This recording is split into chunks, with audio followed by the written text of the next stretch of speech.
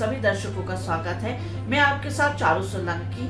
आज मैं आपको बता दूं कि जिस तरह से जो प्रेस वार्ता रखी गई थी मुख्यमंत्री और प्रतिभा सिंह जो हिमाचल प्रदेश की कांग्रेस अध्यक्षा हैं, उन दोनों की साथ में जो है प्रेस वार्ता के दौरान मुख्यमंत्री के साथ साथ सबसे पहला सवाल जो ये पूछा गया था कि पहले जो है लोकसभा चुनाव के लिए प्रतिभा सिंह का नाम दिया जा रहा था, चर्चा में था, परंतु उन्होंने अपने बयान में जिस तरह से चुनाव लड़ने से इनकार कर दिया था, तो सरकार किस तरह से जो है इसका जो है उनको अब है वो दोबारा चुनाव लड़ने के लिए तैयार हो गई हैं, किस तरह से उन्हें मनाया। और उनके साथ साथ ये सवाल भी पूछा गया कि भाजपा तो फिर भी अभी तक शुरुआत कर दी है, उन्होंने प्रचार प्रसारण शुरू भी कर दिया है, लेकिन कांग्रेस अभी तक इतनी धीरे क्यों चल रही है, अभी तक जो है प्रचार प्रसारण अभी तक कांग्रेस की तरफ से क्यों नहीं शुरू हुआ। अभी जितने भी कांग्रेस के जो भी लोग जो है प्रत्याशी होने चाहिए थे, उनका नाम अभी तक सामने क्यों नहीं आया कि जो लोकसभा चुनाव में लड़ने जाएंगे। वो नाम सामने ना आने के कारण एक बड़ा सवाल जो है विपक्ष भी उठा रहा है और जनता भी अभी तक इंतजार में है कि वो कौन होंगे जो लोकसभा के चुनाव लड़ेंगे। इसी में एक सवाल जो है जनता के साथ साथ जो है प्रतिभा सिंह से पूछा गया कि उन्होंने अपने बयान में ये कहा था कि सुक्खू सरकार जो है बहुत ही अच्छा काम करे चाहे ना करे, लेकिन ये है कि सुखविंदर सिंह सुक्खू जो हिमाचल प्रदेश के मुख्यमंत्री हैं, वो काम ठीक से नहीं कर रहे हैं। जब ये बात प्रतिभा सिंह से पूछी गई तो उन्होंने कहा कि ऐसी कोई भी बात है कि नहीं है जो उन्होंने इस तरह से मुख्यमंत्री के लिए कही थी। कोई भी ऐसी बात नहीं है जो प्रतिभा सिंह जो हमारी अध्यक्षा हैं उन्होंने मुख्यमंत्री के लिए की थी या कही थी, परंतु फिर भी इस तरह की जो बातें हैं चर्चा जो में चल रहे हैं और सब ये जो है फेक जो है बातें और खबरें कई बार सामने आती है, लोगों के जो है सूत्रों के द्वारा पता चलता है कि ऐसा कुछ है। वो उनका कहना है कि इस तरह से उन्होंने कभी भी मुख्यमंत्री के लिए नहीं कहा और इसके साथ साथ जो भी है इस तरह की बातें जो है गलत जो फैला रहे हैं वो कांग्रेस को बदनाम करने की कोशिश कर रहे हैं। और जो भी अभी सवाल जो भी उन्होंने किए हैं वो सिर्फ लोकसभा चुनाव के लिए करने थे, वो उनका जो है अपना फैसला था कि वो लड़ना चाहती है कि नहीं लड़ना चाहती है। ये जो है प्रतिभा सिंह का अपना खुद का फैसला था। माननीय श्री प्रतिभा सिंह जी, रजनीश जी, सभी मेयर शिमला के सुरेंद्र चौहान जी, सभी पत्रकार बंधु, आप जानते हैं कि जैसे जैसे लोकसभा के चुनाव आते हैं तो हर प्रकार के हथकंडे भारतीय जनता पार्टी की सरकार अपनाती है। इन्हीं हथकंडों के अनुरूप एक हथकंडा जो हमारा जनता के द्वारा पैसा इकट्ठा किया जाता है, दान के द्वारा पैसा इकट्ठा किया जाता है और उसको हम एक जो AICC का ट्रेजरी है उसमें जमा करवाते हैं। कांग्रेस कार्यकर्ताओं की मेंबरशिप के फॉर्म पैसे जमा होते हैं, सभी प्रकार के जो हमारे पैसे जमा होते हैं वो हमारे एक बैंक में जमा होते हैं और इनकम टैक्स ने उस पर कार्रवाई की है और कार्रवाई करते हुए हमारा जो बैंक अकाउंट है वो सील कर दिया है, जो कि राजनीतिक रूप से ठीक नहीं है।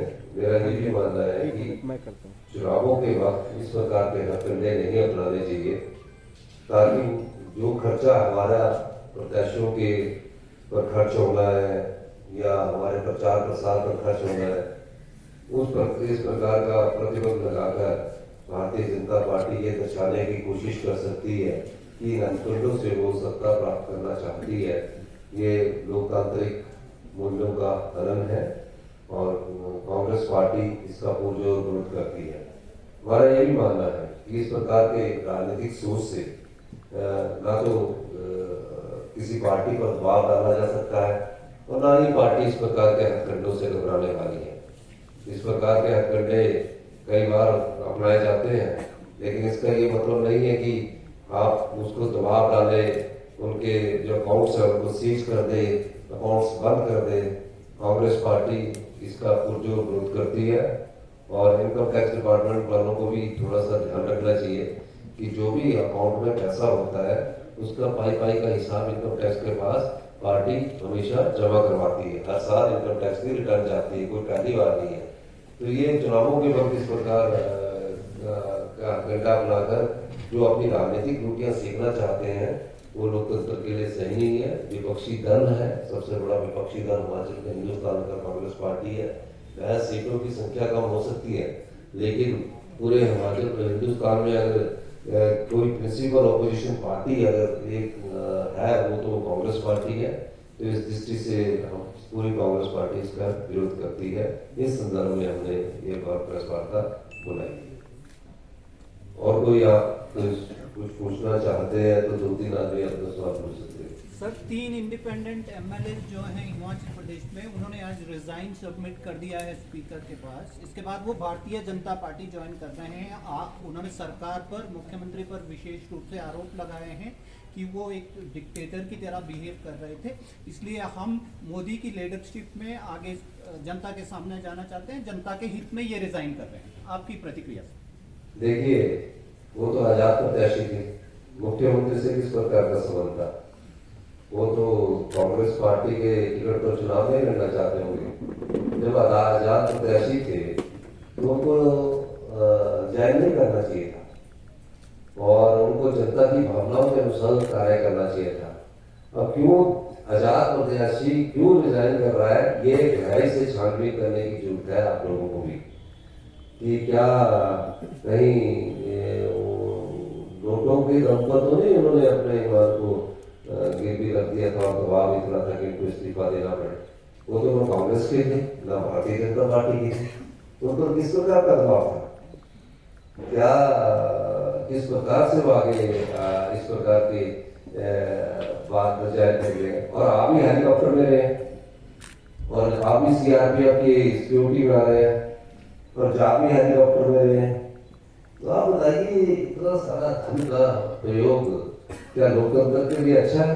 और किस तरह वो चुनाव जीत कर आजाद प्रत्याशी आते हैं और आजाद चुनने के बाद वो फिर उस क्षेत्र की जो 25-30 हजार लोगों ने जिन्होंने उनको वोट डाला है, अपना वो चुन कर आया, उनकी भावनाओं से तो नहीं खिलवाड़ कर रही है आजाद प्रत्याशी।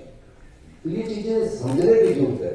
और हिमाचल प्रदेश में इस प्रकार की जो लोकतांत्रिक प्रक्रिया को कमजोर करने की कोशिश है, हिमाचल की जनता इसको कभी सहन नहीं करेगी। और मुझे आप ही के द्वारा पता लगा कि मैंने इस्तीफा दिया है, तो कुछ गलत किया होगा ना तभी दिया इस्तीफा।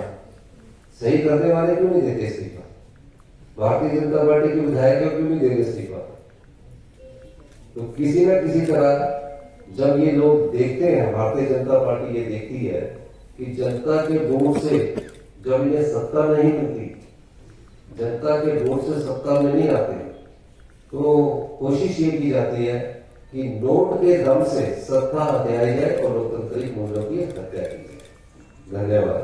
सर, लोकसभा चुनावों में जिस तरह से हत्या हो रही है लोकसभा इसके संविधान की, तो किस तरह देखते हैं आप? देखिए, लोकसभा चुनावों में मुद्दे राज्यों के अलग होंगे, लेकिन हिमाचल प्रदेश में जिस प्रकार का घटनाक्रम हुआ 75 साल के इतिहास में इस प्रकार का नहीं हुआ। जनता सब जानती है, हिमाचल की जनता बड़ी जागरूक है, इसलिए 5 साल के बाद दूसरी बार चुन के मिलती है। तो इसलिए आप अभी धीरे धीरे जहां भी मैं गया हिमाचल प्रदेश में, तो मुझे ये लगा कि जनता का मन है और जनता ये मानती है कि चुनी हुई सरकार को कराना लोकतंत्र के हित में। नोटिफिकेशन तब चलेगा ना। देश के कांग्रेस पार्टी के अध्यक्ष हैं और आप बार बार ये स्टेटमेंट देते हैं कि मुख्यमंत्री काम नहीं कर रहे हैं या कार्यकर्ताओं का मनोबल गिर रहा है।